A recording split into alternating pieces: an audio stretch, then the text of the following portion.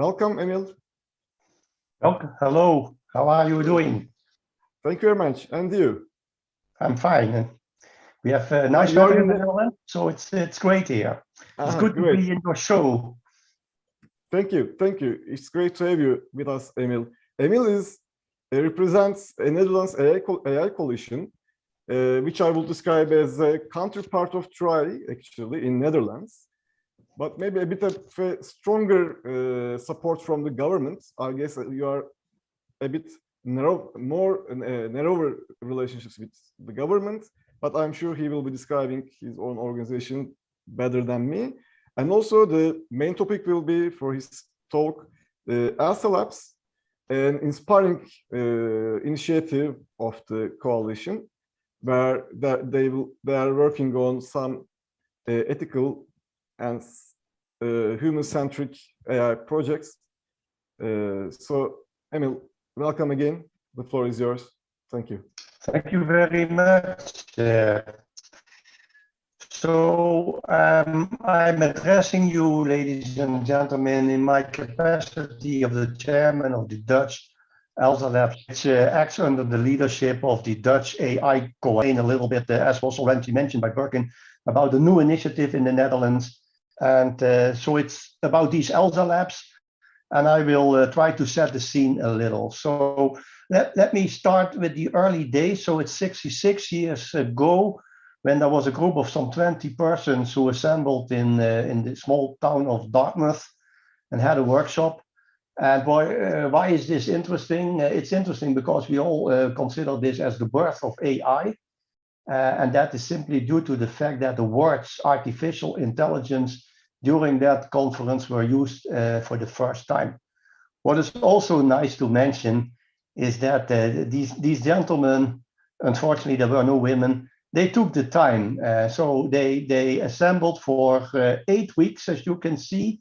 So during a lengthy workshop, so it's different from what we do nowadays, they set the scene for, let's say, all the endeavors in this very interesting interdisciplinary field. And so this slide shows you a little where we stand. So the endeavor of artificial intelligence, it had some summers, as we call it, and some downturns that we refer to as winters. And it is generally assumed that nowadays, let's say, we are in an uprise again, a summer, if you like. And a very strong point is that that artificial intelligence generally seen to be around to never ever leave again. So that is interesting. And then one might ask the question, why is it so important nowadays? And so let me take you back to a number of, let's say, big developments. For instance, in the top of the slide, you see Garry Kasparov on May 11th, 1997. Sorry, yes? Sorry for interrupting, but could you please turn off your own video streaming? I guess we have a bandwidth problem, so we are having a bit trouble hearing you. Your voice is coming from behind a bit. So if you could turn off your video, it will be great. Not your presentation, of course, but your video. Okay. I will try to do that. Let me quickly check how that is done. You could, on the left-hand side at the bottom, you could just click the stop video icon. Yes, I guess it's... Yeah, I'm in presentation mode. So let me quickly check how to do this. So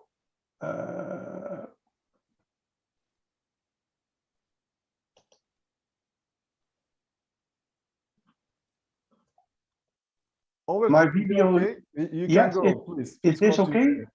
Yeah. It's okay, yes, perfect. Okay, please continue.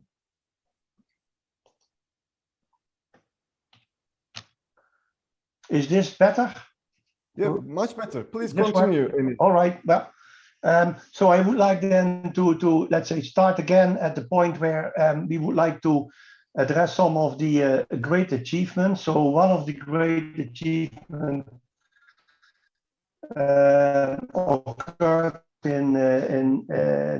Kasparov was beaten for the first time by a computer, and this is a seminal point in time for the simple reason that at that point in time, Kasparov has been, let's say, competing with computers all the time, but he never ever was beaten before. And if you look at his YouTube movies about this event, it's really explaining the uncanny valley, as we often refer to it.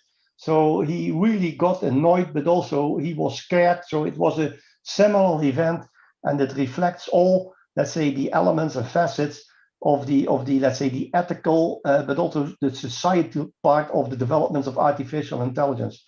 But then you can see that there are other developments, like we do surgery with artificial intelligence at a level that is better than physicians do.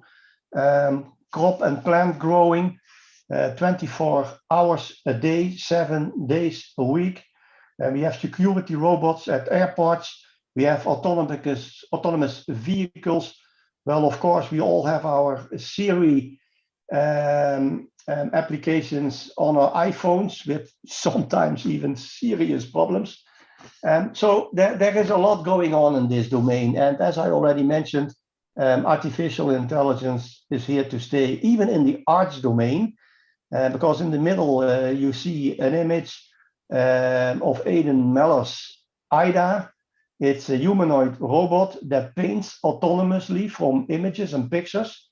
And she painted the portrait of the British Queen Elizabeth on the occasion of her 70th anniversary in office, just a few months before she passed away.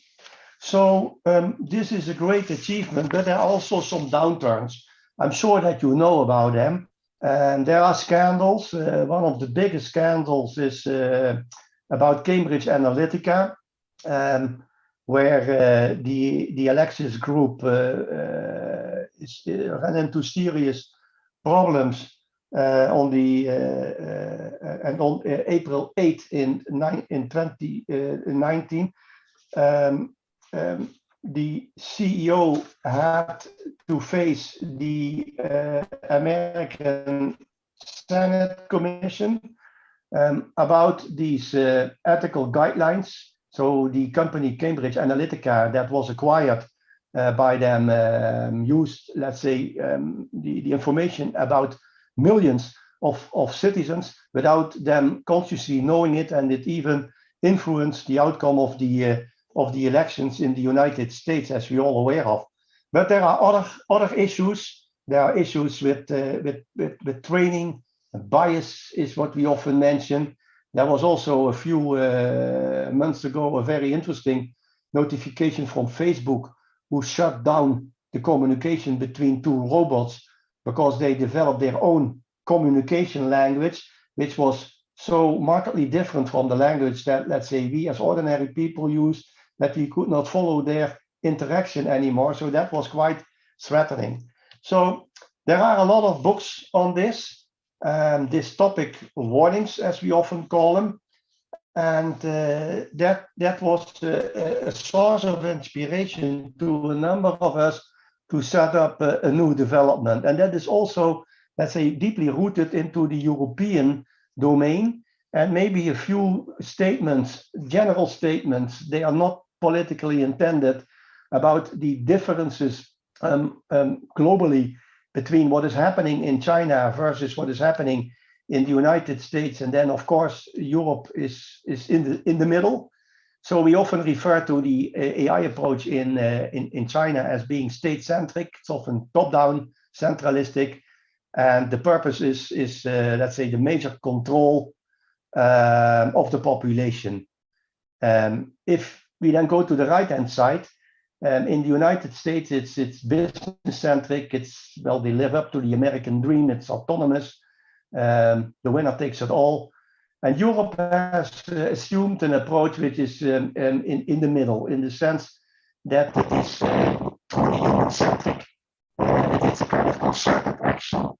So, discussion.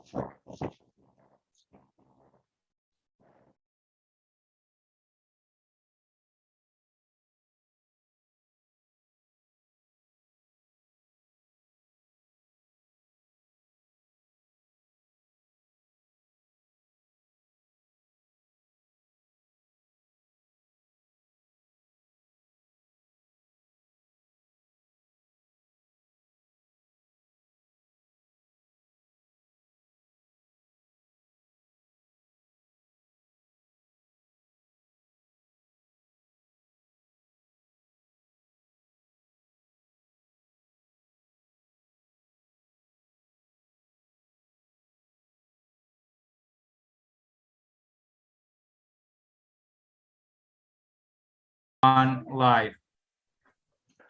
So in Europe, we already for quite some years have this approach which we call trustworthy AI.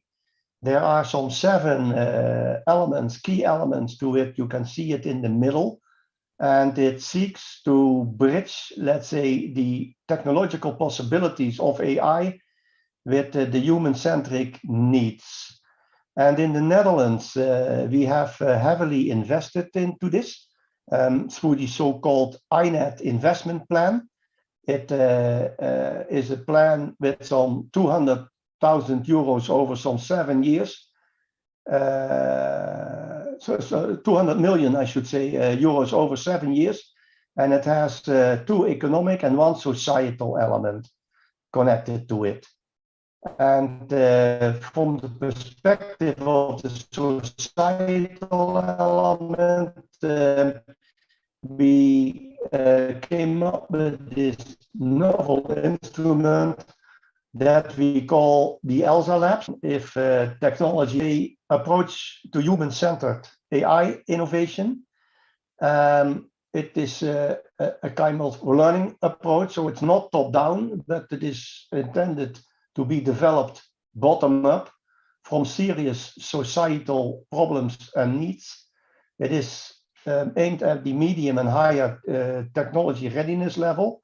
So it's not aimed at inventing, let's say, truly new algorithms or approaches, but more to use what is existing in the field. It's multidisciplinary. So it's a structure, a network of small laboratories, each with an amount of 2 to 4 million euros. We have launched in the previous year some 5 of these labs already, and I will show you later the portfolio. And we want to grow it up to 20 to 30 of these labs in 2025. There are several open calls, and there is a governance board also, and there is a lot of connection also with existing developments that we have already in the Netherlands. And this presentation, by the way, is intended as one of the first to have some reach out to also the international domain. Let's focus on the ELSA concept first. It's not brand new. It was originally developed around the discovery of the genomic structure of the human body. So it dates back to 2009. And there are basically 4 elements to it. We call it participation, anticipation, integration, and interdisciplinarity. So it's all aimed at developing technologies where the position of the human being is at the heart of the development. So what we then introduced is some 7 conditions, as we call it. So one of the first conditions is that a truly, let's say, societally relevant issue should be addressed. And it is therefore good to see that Ecke also referred to the 17 Sustainable Development Goals, because the more than 150 objectives from these goals, they can serve as a starting point for the societally relevant issues that the emphasis is on validation and documentation. Design thinking is very important, as the human being should be part of the design loop. These concepts of design thinking are important. It should be data heavy and algorithm savvy, because it's in the venue of artificial intelligence. And then there are a few things that are also interesting for maybe this conference, and that is we extended the triple helix to a quadruple helix. So the dimension of the citizen is a 4th dimension that we really take seriously. And so it's about collecting insights and developing solutions, but also to scale them up. So communication and, let's say, scaling up to make it really work in practice. So within society are key elements to this approach. So here, and this is one of my last slides, here you see the set, so the portfolio of the ELSA labs that are under development. As I already mentioned, some 5 of them have been funded already, and we are currently in the process of funding 4 to 5 more. And also the next year, there will be a next call. So that brings then up the number of ELSA labs somewhere in between 15 and 20. And then the next step would be that we reach out to the European domain, so potentially the Turkish domain, to also, let's say, develop this concept in a broader European context. So to look at the list a little, so you see typically these elements that are connected to society, like smart cities, smart mobility, but also elements that really have to do with broadening welfare to let's say, support more persons within society that currently are not in the domain of, let's say, the welfare as we know it in average terms, so like in the domain of illiteracy, but also disability. We even have a lab on poverty and debt. So this is a little bit the venue, and that brings me also to the end of the presentation. As I already said, it's a citizen science approach. So the citizens participate in the innovation and the research. And the second takeaway is that we really would like to reach out to the European scene to set up a novel network. And that's it, Birkin. Thank you very much, Emil. Although we had some connection issues, I guess you were able to impart your message. What will be the best way to contact you, Emil? Well, you can do that, or persons could do that immediately, and so directly through me. An alternative then could be that Eke plays a role in this. Sorry? So the lady that was in the so Eke is her first name, I guess. Yeah. Okay, then people can get directly email you, right? Or maybe they will find contact information on the coalition's website, I guess. Yes. Okay. Thank you very much, Emil, again. Yes. Okay then. Take care.